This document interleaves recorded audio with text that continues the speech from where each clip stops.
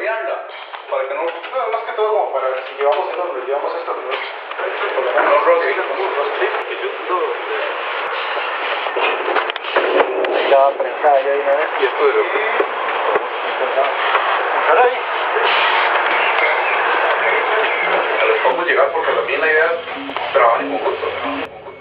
ECOS es un grupo emergente de reciente formación. Los integrantes habían manifestado en distintas ocasiones a mí y a otras personas una inquietud que tenían porque necesitaban dialogar sobre lo que estaban haciendo.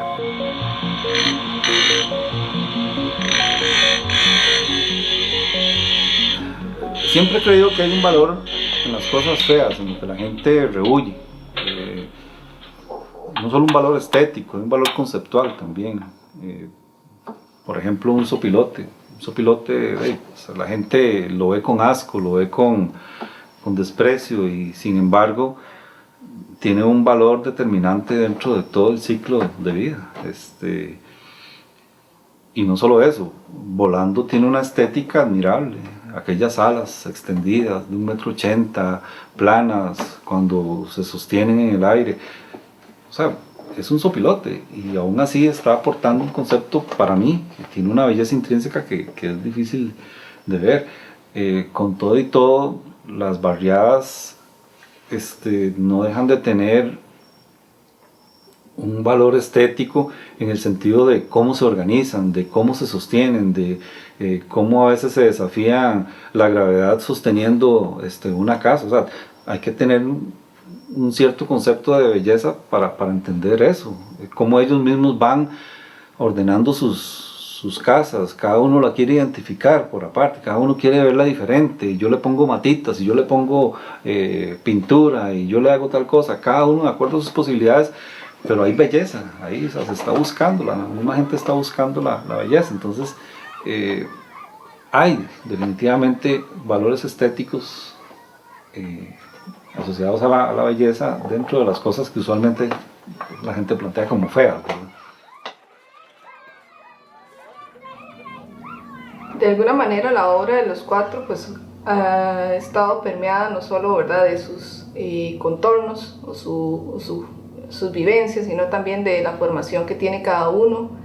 En el caso de Randall, pues al ser arquitecto, su obra también ha estado vinculada a este interés que tiene él por expresar estos vínculos que establecemos con los espacios que habitamos, ¿verdad? No se limita a la simple representación de los edificios o de las ciudades, sino que pretende también expresar estas interacciones que se establecen con el hábitat, de alguna manera, incluso urbano, ¿verdad? De ver cómo se va transformando un edificio, que va desde el abandono hasta incluso cómo las personas empiezan a modificar esta estructura original y adecuarla a sus necesidades o sus afinidades. Me gusta mucho dibujar la ciudad, los barrios, la calle en general. En esa soltura de línea, en ese mover la mano, en ese salir a la calle, uno encuentra muchos temas, encuentra materiales, encuentra gente, se encuentra con cosas que tal vez en ese momento no había valorado y que es el momento de incorporarlas al trabajo. Y bueno, de paso va entendiendo uno las cosas que va haciendo y entonces el trabajo evoluciona porque usted está enfrentado a la calle. En la obra de Chávez uno encuentra connotaciones como de casa, hogar, nido, pero también peligro, precariedad, acecho, amenaza. Ahí siempre la sensación de que alrededor de esas estructuras se construyen todos esos habitáculos precarios y están a punto de venirse abajo. Esa caída es como una premonición de lo que puede suceder en una sociedad en la cual pulula ese tipo de vivienda que refleja una condición social económica y humana, que es muy importante, y que en cualquier momento cae y genera muerte, dolor, daño. Yo utilizo las aves y los indominios como motivo, y las predaciones y las injusticias sociales como tema. Es decir, yo llego a esos puntos a través de los primeros.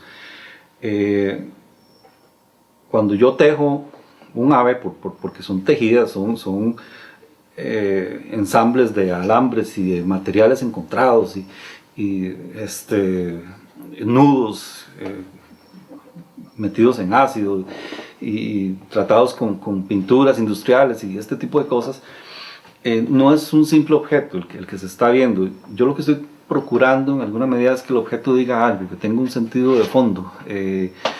Estoy buscando un punto de tensión, le estoy expresando por medio de una ave que está queriendo sacar a otra del nido y matarle los huevos, que eso sucede en la vida real, que si usted quita ese pajarito y pone a una persona y usted, ese pájaro grande, lo sustituye por un político, por otro ser con poder, en la vida real eso es lo que está sucediendo. O sea, yo lo estoy atacando.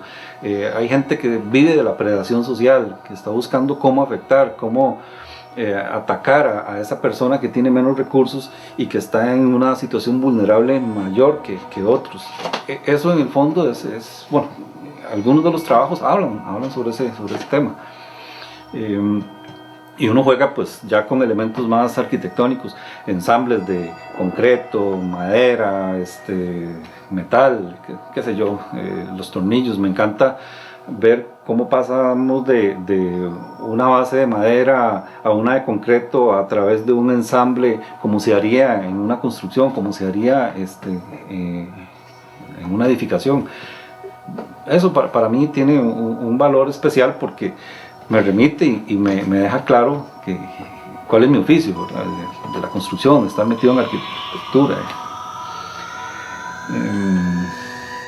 Hay definitivamente valores estéticos asociados a la belleza dentro de las cosas que usualmente la gente plantea como feas.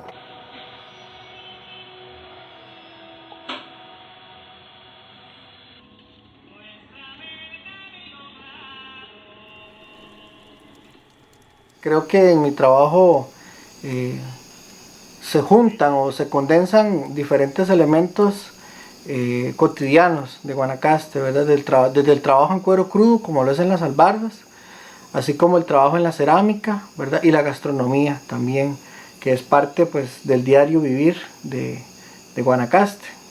Por cosas de la vida llego a Heredia, a la universidad, a estudiar, y es ahí donde entiendo una manera diferente de comunicar a través de las imágenes y empieza a tomar más sentido todas las experiencias vividas desde infancia, desde la rotulación, todas las experiencias culinarias, ¿verdad? Y cotidianas, y yo sentía necesidad de hacer imágenes a partir de ahí, y ha sido como la columna, todas estas temáticas ha sido como la columna vertebral de mi trabajo, tanto en cerámica como en pintura. Si quisiéramos resumir la obra de Juan Carlos Zúñiga y describirla y a la vez intentar sintetizar las ideas y las formas en una expresión corta, podríamos decir que en general los trabajos plásticos estéticos de Zúñiga son emblemas de una identidad y de una cultura.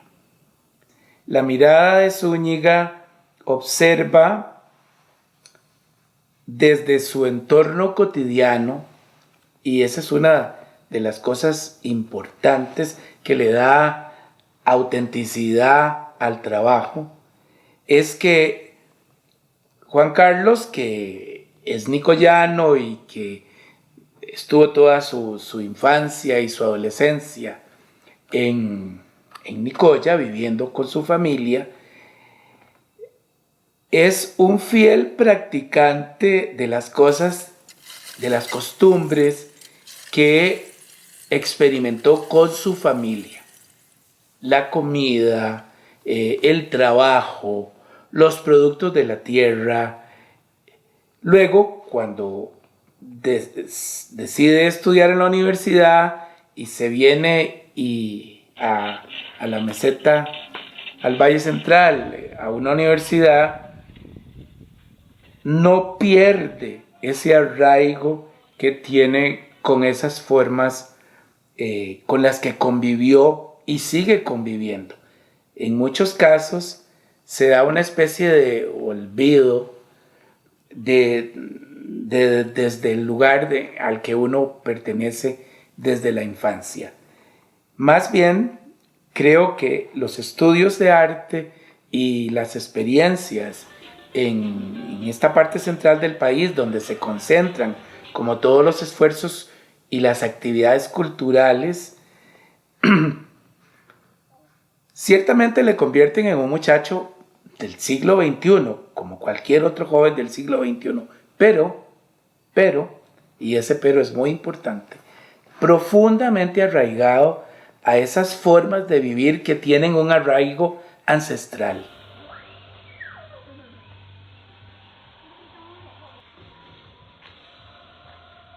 Acercarme a los artesanos de San Vicente y ahí con la gente de arqueología me ha permitido no solamente aprender mucho de cerámica, llevar ese conocimiento y experimentación a la cerámica, sino que también a la pintura, ¿verdad?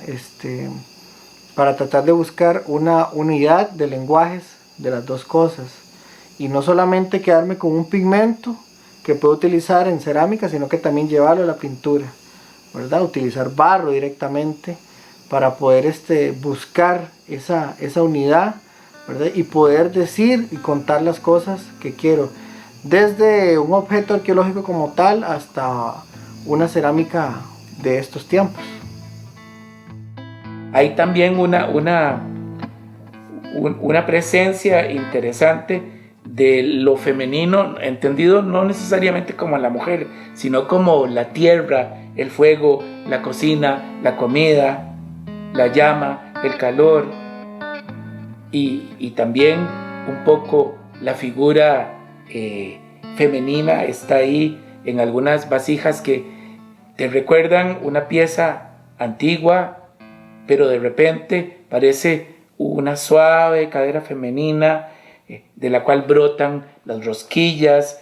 Hay un elemento en el barro y en el agua que es femenino, en el fuego, en el tizne, en la ceniza, que tiene que ver con esa complejidad que arrastra la cultura y en todas sus dimensiones, la gastronómica, la de las costumbres, la de la creación de objetos, etc. Juan Carlos es el terruño nicoyano y lo interesante y lo admirable es que a esta altura del siglo XXI haya un individuo, haya una persona que tenga la capacidad de mirar sin perder de vista toda esa trayectoria, que es una trayectoria de la sociedad, de la cultura, de la producción humana, de los artefactos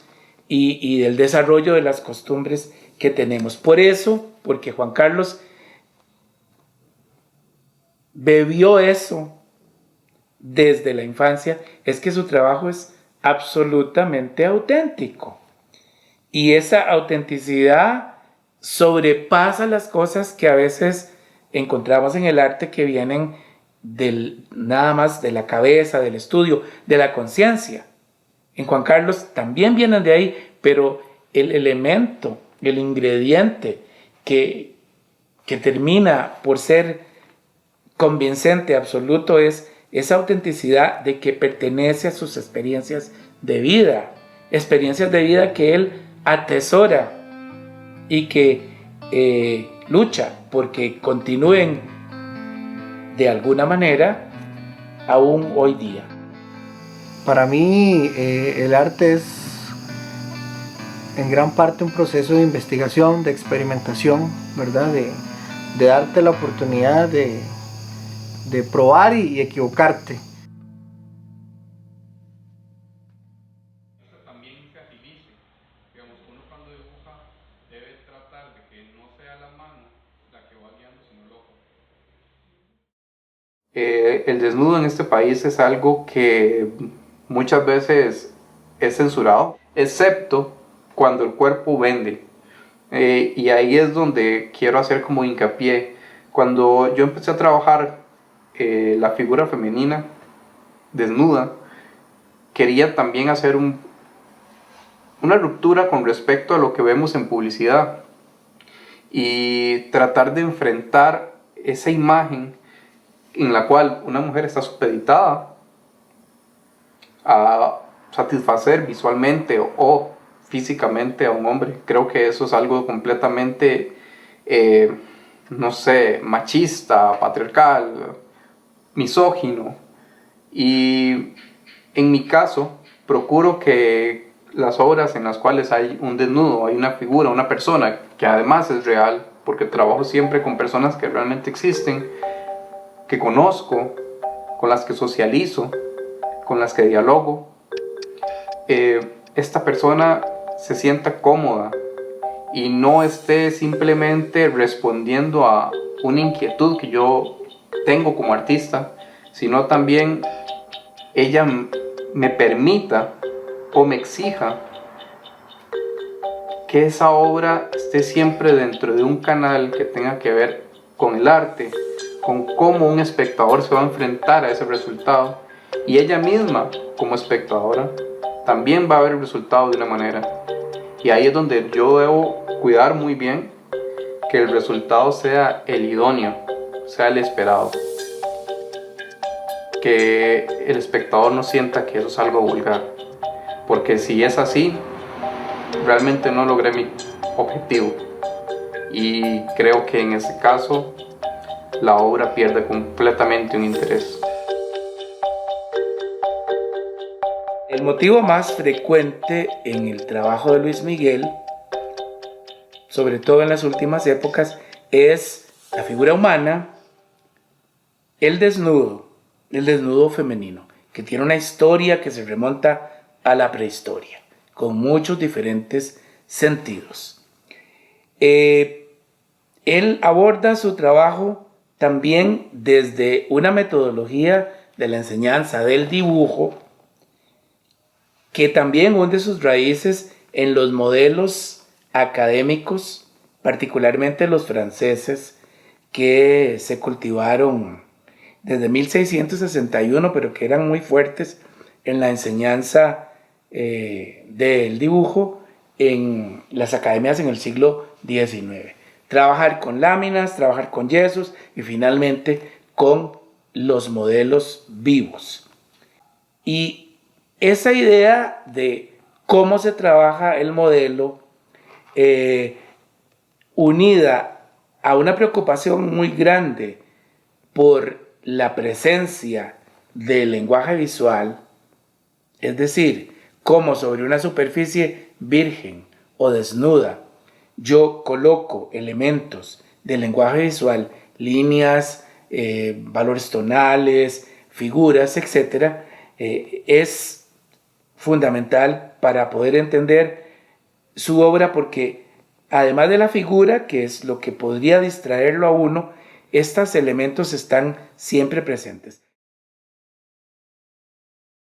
Cuando él asume otras técnicas como la acuarela, se desvía un poco de esa precisión y de esa transcripción prístina de las figuras que hace cuando trabaja con los modelos, y se vuelve un artista que tiene una impronta diferente. Cuando trabaja con acuarela, entonces él maneja el gesto muchísimo, y entonces hay como una parte más emocional, menos intelectual en la realización de las figuras, que las convierte en un ensayo a veces de tensiones en las manchas que van formando la construcción del rostro o de la figura. Para mí es importante la forma y la contraforma, pues me da como unas oportunidades en las cuales encuentro que la línea se puede desarrollar de una manera muy fluida cuando no pienso en el encierro, dejo secciones abiertas, partes en las cuales entra el papel, entra el soporte que estoy utilizando y vuelven la obra un tanto más interesante en el aspecto en el cual el espectador tendría que continuar mentalmente lo que ahí yo no concluí, ¿verdad? Creo que esos juegos es un poco esa gestalt que puedo plantear en mis obras. Para mí es algo que también dicen o mantienen o contienen información importante. Podríamos decir que tengo una cierta influencia oriental, no sé de dónde viene. Creo que tal vez sea un poco esa inquietud personal mía de mantener como una estructura, un orden. Es algo que está ahí y con lo que también a veces yo tengo que luchar, porque me genera como un gran conflicto cuando saturo o cuando lleno de mucho color alguna composición. Entonces, esas mismas luchas que yo mismo encuentro en mi trabajo, para mí son importantes. Es poder entender qué me limita y hacia dónde puedo seguir para enfrentar o encontrar nuevos caminos que me permiten conocer, me permiten crear e innovar, y donde únicamente pongo a prueba mi capacidad para enfrentarme al error. En el caso de Luis Miguel Morales, su obra ha estado particularmente influenciada por el dibujo de la figura humana. Vemos en sus composiciones una manera de resolver esta interacción entre la forma y el fondo, ¿verdad? Entre la figura, que no se limita a ser una simple representación naturalista o pretender una fidelidad de lo que sería la realidad, sino que empieza a jugar con lo que es el trazo, con lo que es la mancha, incluso la línea y el espacio vacío, para mostrarnos ese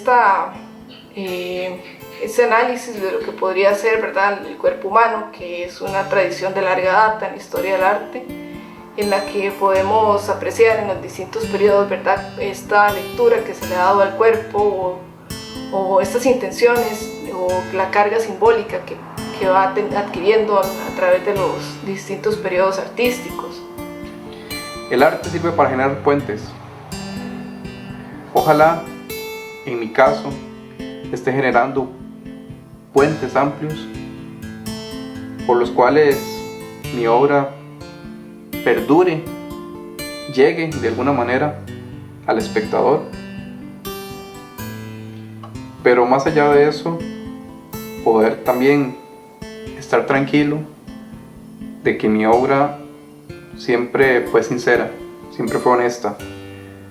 Entonces ahí encontraré una total satisfacción con lo que he estado haciendo durante estos años y podré decir, bueno, lo he conseguido.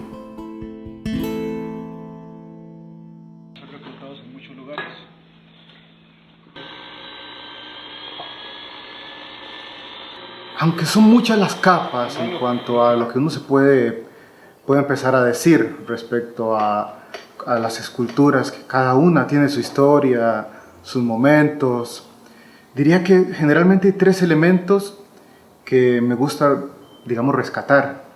Uno es la técnica como aporte cultural, la técnica como todo ese proceso que formal e informalmente se ha ido aprendiendo, que nos vincula con las personas con quienes han hecho estos procesos en el pasado.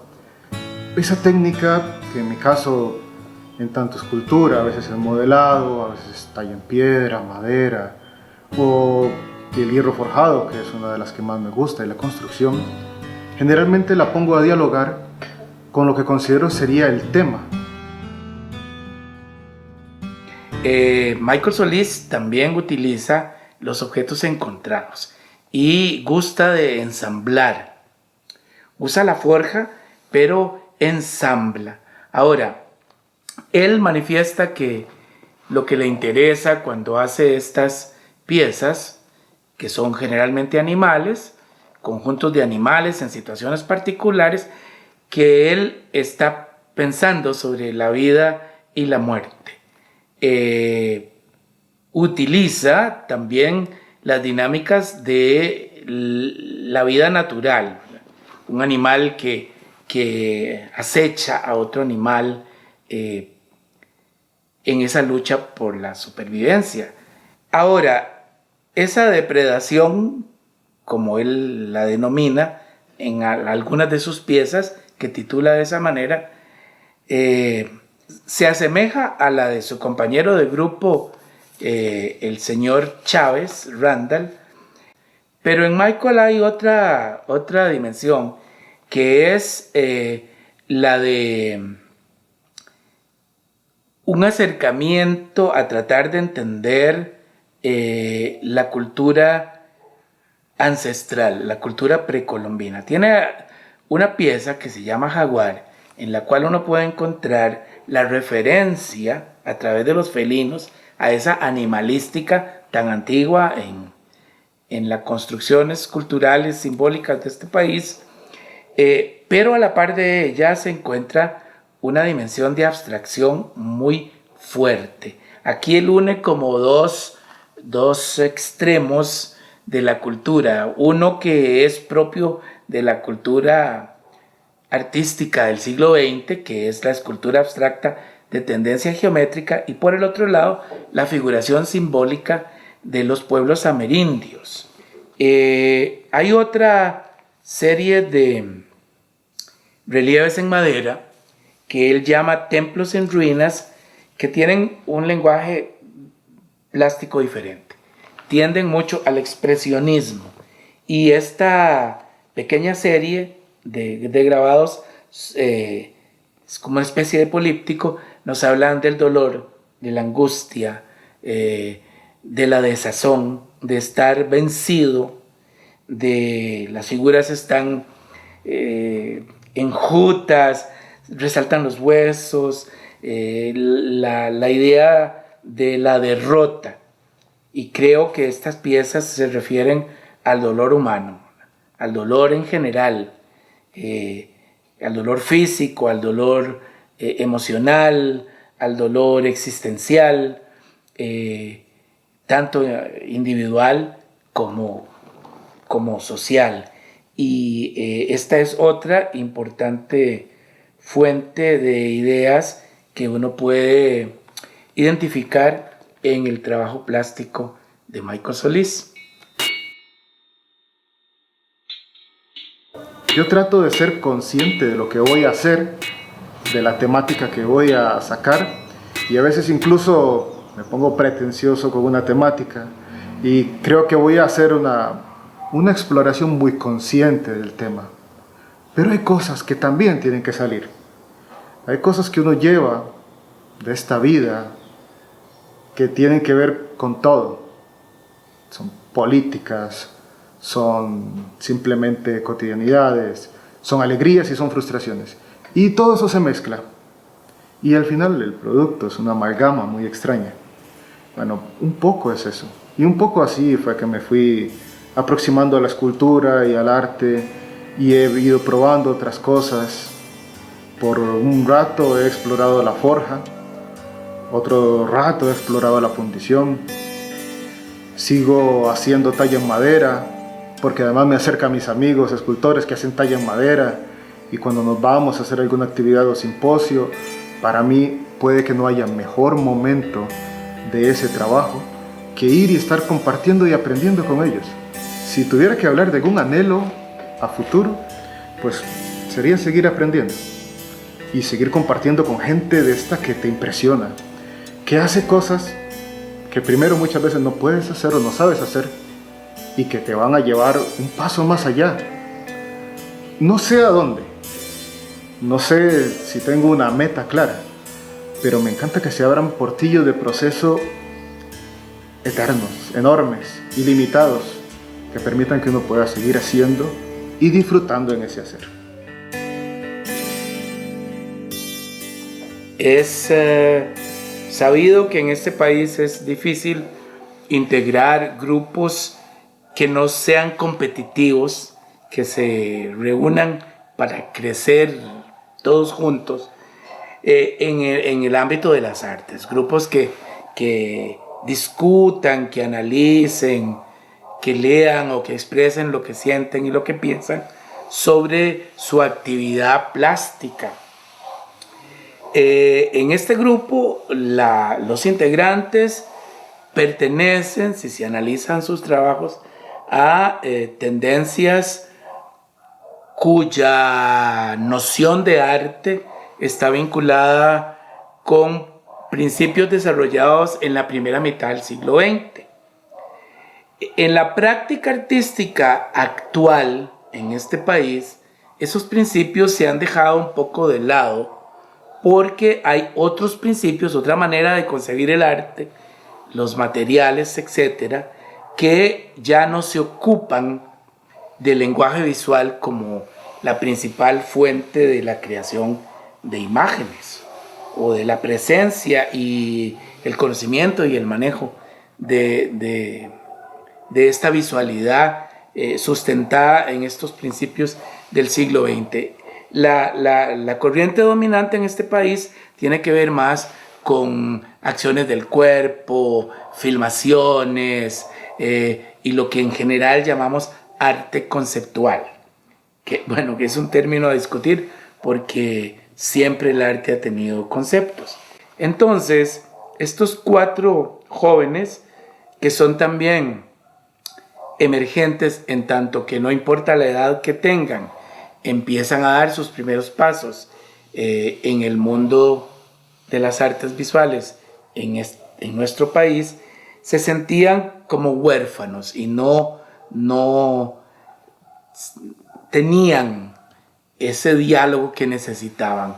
Esa es la fuerza motriz del colectivo ECOS, la necesidad de compartir, de discutir, precisamente porque es muy curioso que en una época en donde hablamos de la valoración de la diversidad y de la multiculturalidad, hayan todavía grupos cuyos principios se olvidan o se dejan de lado para privilegiar a otros. Parece como una contradicción en un momento en donde todo debería considerarse sin jerarquía de valores. Y pues esta especie de indefensión ante un medio que a veces ignora o no considera todas las producciones que se están realizando en los talleres de la gente, les llevó a juntarse, a reunirse, a buscar discutir, orientarse, apoyarse y encontrar puntos de confluencia. Lamentablemente, el grupo es muy joven y las circunstancias de la pandemia impidieron que las reuniones fuesen tan frecuentes como hubiesen deseado y tan cercanas como habría sido posible. Sin embargo, a pesar de esto, ya cuando la situación mejoró un poco, intentan trabajar juntos, aprender juntos, unos enseñan a los otros y ya empieza a darse la dinámica que esperaban desde sus inicios, cuando se formularon la idea de juntarse para hablar de estas temáticas y de esta condición en la que se sentían.